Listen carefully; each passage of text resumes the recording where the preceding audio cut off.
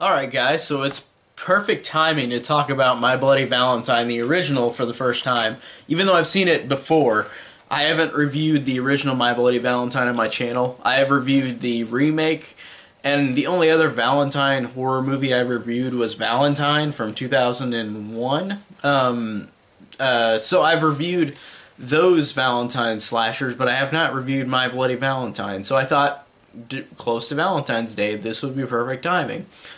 So, My Bloody Valentine is one of those slashers that a lot of people love. It's got a huge fan base. It's one of those slashers that, to me, like, I always hear people really love and really enjoy, and I really respect that. And I respect that the movie, too, is really, really cool for a slasher. And I think that overall, I do enjoy My Bloody Valentine, but it's not one that I typically go back and watch much.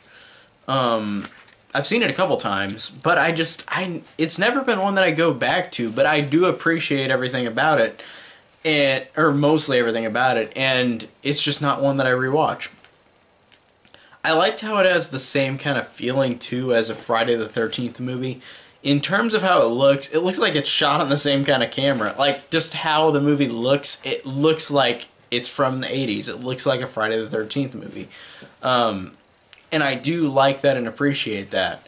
And it's also made by Paramount, who made the Friday the 13th films.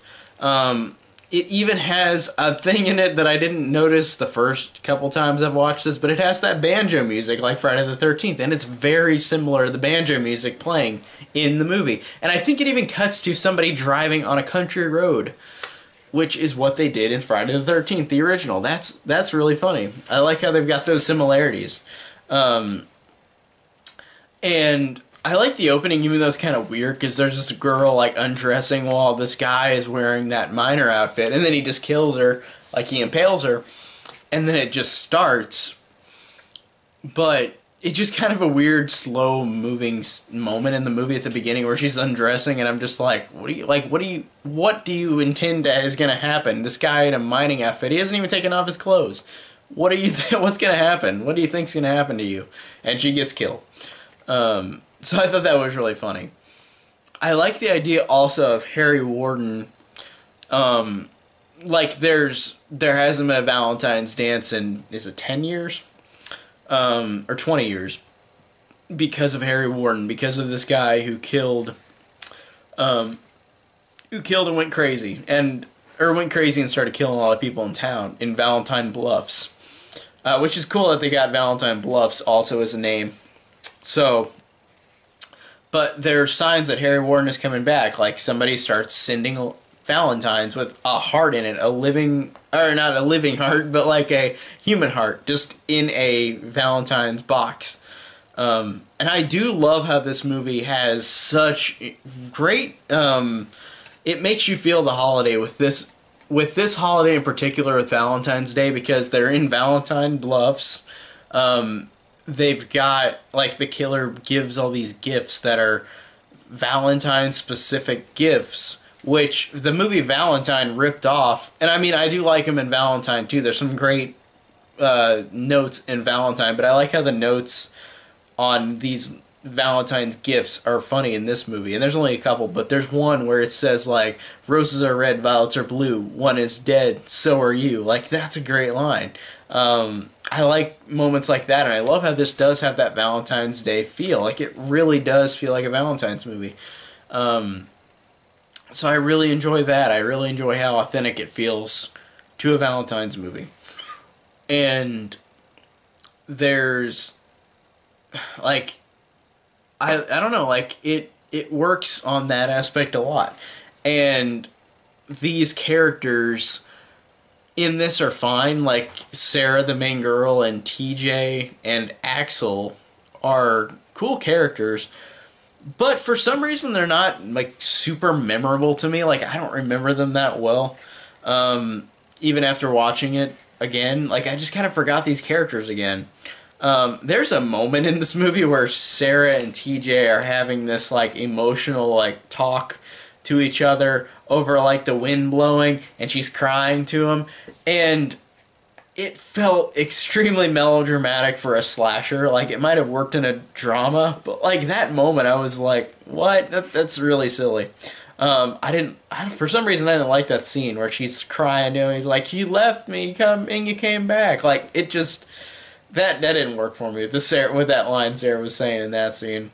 So that was a really silly moment. And I want to bring up a highlight that I thought was a really great, thrilling moment in the movie, where this girl and this guy are making out, feeling each other up. They're gonna have sex, and then the guy goes and gets something. I forgot, like a beer or something, and then they're in this location where all these all these mining outfits fall down. So this girl is being stalked by the killer in this room where all these outfits start falling, hanging up, and then there's a body hung, and like it falls next to her, and she screams, freaked out, and then gets killed. But it was actually a really effective moment. I really enjoyed that in the movie. I really liked that. Really, really liked that one. The use of a mine as well, like using a mine shaft, is really, really a cool location. And I haven't seen that much in horror. I mean, we've had like Graveyard Shift, which I remember not liking, like that Stephen King movie adaptation of Graveyard Shift, where it's in the mines too. But this one, this is the only horror movie that I've seen and remember seeing that involves mines as the main backdrop of like where the horror starts in the movie and where the horror is down in the mines. I like how effective that is. That's really, really works in just using those mines to the advantage of a horror movie. Like, the mines are dark and the mines are scary, and I like how they really work for that. That works for suspense very, very well. So I really like that.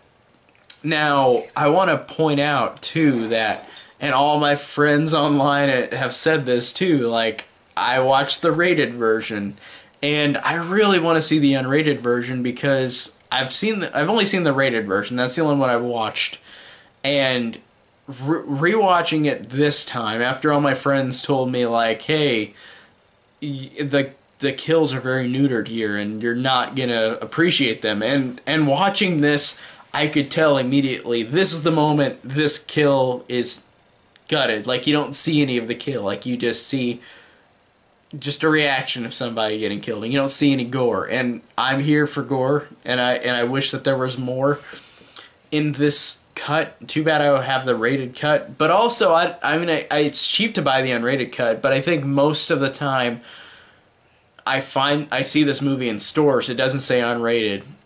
Or on Amazon Prime. It's not unrated on Amazon Prime, apparently, too. I think it's rated as well, like the version I watched. So I want to see this unrated as well, because I really like, especially in 80s slashers, I like seeing gore, and I like seeing how effective they can be. And I think that this one probably had some really good gore that was neutered, which is unfortunate that I didn't get to see the unrated cut. But I do want to one day.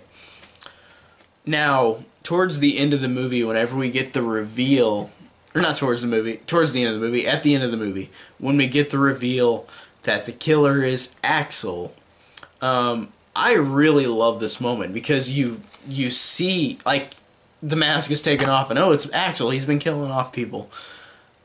And then you get this awesome, like, 2-second flashback, and works incredibly well, where, like, it shows a flashback that showed part of the scene earlier where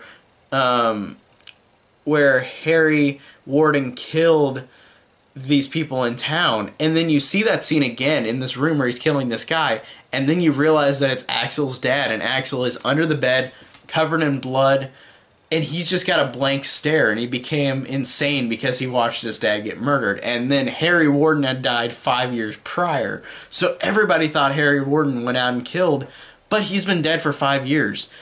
And that is a really underrated twist that I don't think anybody else ever mentions, like, in terms of horror. Like, that's a really awesome twist that, like, oh, it's not even the villain of the movie, Harry Warden. He killed at the beginning of the movie 20 years ago, but then Axel's doing it, and Axel, I guess, is having a thing where he he went crazy and like he's pretending to do it for Harry Warden. But I really love that twist. That's a twist that is really underrated and nobody talks about. I really love that twist of Axel being the killer. And Harry Warden's been dead for 5 years whenever the movie starts. That's awesome.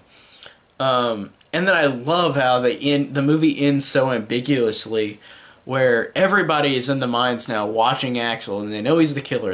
Everybody knows what he is. So Axel, what does Axel do? He literally starts talking to himself, saying that I'll kill everybody in this town. You'll all die, and we'll do it for Harry Warden or something. And he starts laughing, and then he just starts backing up into the mines in the darkness, and then it just ends. That's pretty fucking creepy, and I love that ending. That's really awesome. And I really love the ending song as well. It reminds me of Scarborough Fair. Like, it sounds like a similar sounding song to Scarborough Fair. But I really love the ending music as well. But the ending in particular is really awesome, and it's really underrated in terms of the twist. It's just one of those twists I always forget about it. Whenever I rewatch it, I think, oh, that's awesome, seeing that Harry's been gone for 5 years, he's been dead, and Axel's been the killer the whole time. And I know other horror movies do that, but I loved how they interpreted the twist in this movie. So I really enjoyed My Bloody Valentine on rewatch for the most part. I thought the characters were just kind of okay. They weren't engrossing, and they weren't super memorable. But despite that, I still enjoyed this movie overall. I still enjoyed it. I think visually it is one of the coolest slashers. I think that in terms of the outfit, Harry Warden and Axel wears as the killer's outfit is really, really memorable. And I really love, even though they're neutered, I think that it works as a slasher, and there's a big body count, and these characters, whenever they go, like, I like how they're killed, and I like how they use the mine as the location for this horror movie, which is a very unique and very cool horror location. So I really loved this movie on rewatch, besides like the characters, which are just okay. So I really enjoyed this on rewatch, and I'm glad that I finally got to rewatch it again. And I'm glad I rewatched it right after I watched the remake for the first time, like months back, where I reviewed it as well on this channel.